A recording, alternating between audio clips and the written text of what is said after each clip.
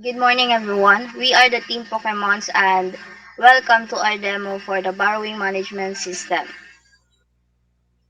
This demonstration is focused on the web interface and user experience. For now, our prototype uses the browser's local storage to temporarily save and manage data. This allows us to test all features without needing a server. When the system is finalized, we will integrate it with the Laravel framework, which will handle back-end processes, security, and database operations using MySQL or another relational database. On the login screen, existing users enters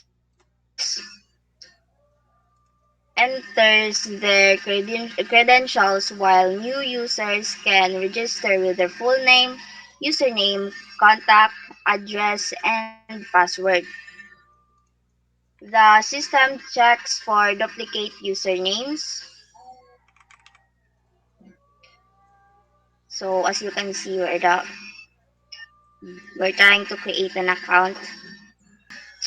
The system checks for duplicate usernames and matches passwords.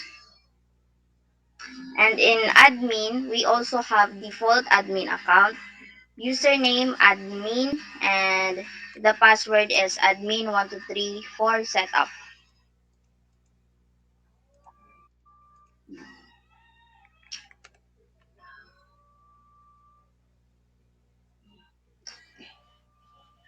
So as soon the user credentials is checked and it's correctly, you can see the dashboard of user, and as well, if you type the correct admin account, you can see the dashboard of admin.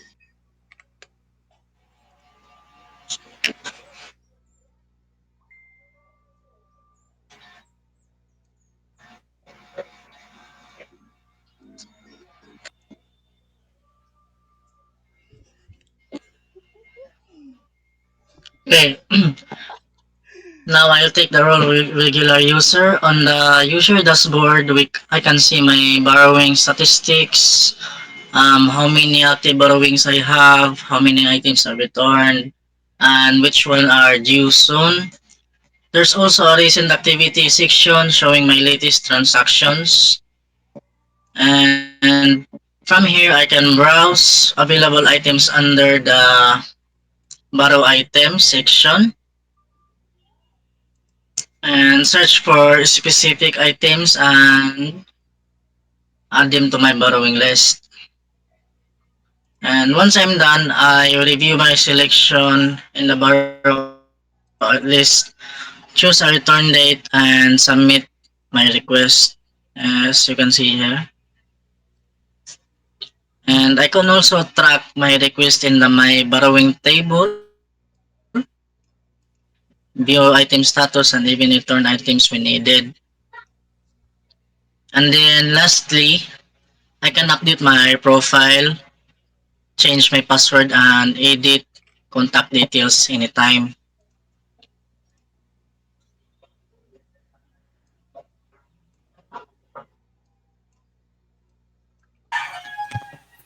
Let's now proceed in the admin. In admin features,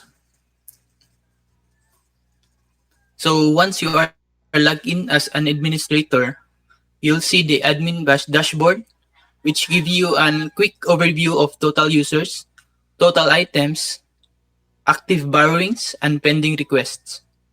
In manage items,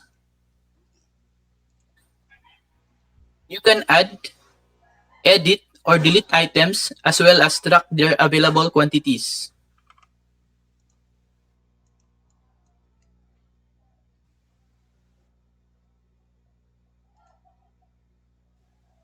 And then I can view the all registered users, update their status, make changes to their accounts,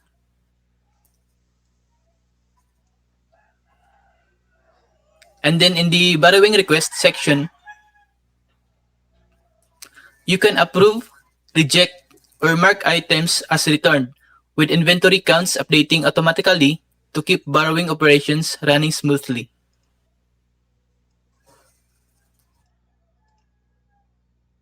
So let's proceed to manpower. The another unique capability is manage manpower. So this is useful for scheduling and assigning manpower. Requests linked to borrowing activities example, sending staff to deliver borrowed equipment.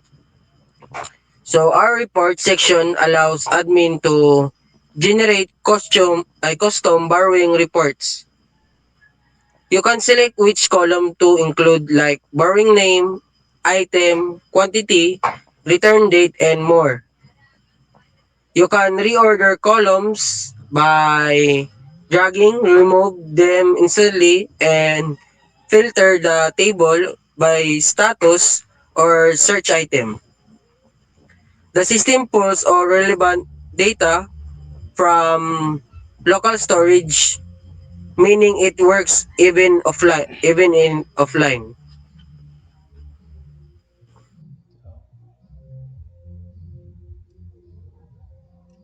So before we end, let me highlight the technical side. So the system uses HTML, Tailwind, CSS, and JavaScript.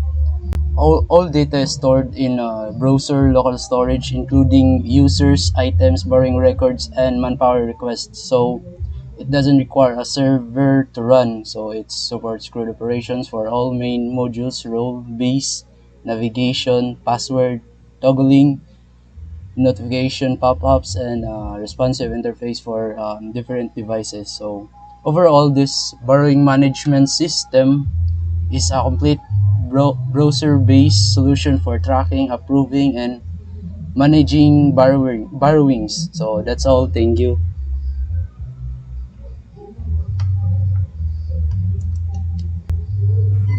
To wrap this up, thank you for watching our demonstration for our borrowing management system. Thank you and God bless.